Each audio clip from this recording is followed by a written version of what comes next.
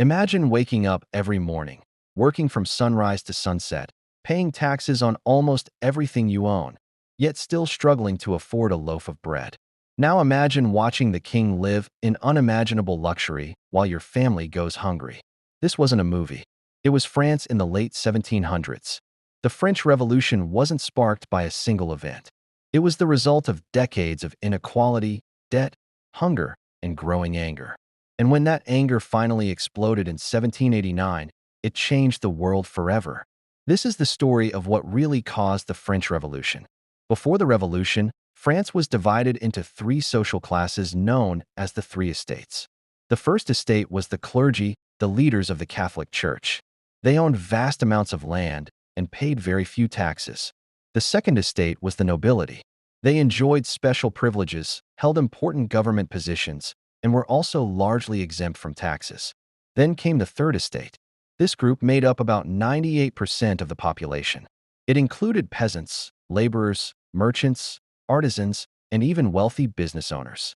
Despite being the overwhelming majority, they had the fewest rights. They paid most of the taxes and carried the financial burden of the entire kingdom. To many people, the system was deeply unfair. France's financial problems only made things worse.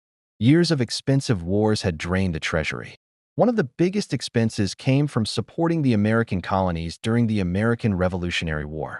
Although France helped the Americans win independence from Britain, the victory came at an enormous cost. At the same time, the royal family spent huge amounts of money maintaining the lavish Palace of Versailles. The government borrowed heavily to keep operating. Eventually, France was drowning in debt. The solution seemed simple: raise taxes. But instead of taxing the wealthy nobles, the burden once again fell on the third estate. Frustration continued to grow. Then nature dealt France another devastating blow. Poor harvests in 1788 led to widespread food shortages. Bread, the main food for ordinary families, became incredibly expensive. Some people spent nearly all of their income just trying to buy enough bread to survive. Families starved. Children went hungry. As food became scarcer, riots broke out across the country. People weren't simply demanding lower prices. They were demanding change. At the same time, a new way of thinking was spreading across Europe.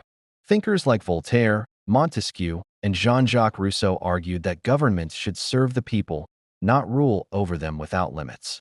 They believed in liberty, equality, and the rights of ordinary citizens.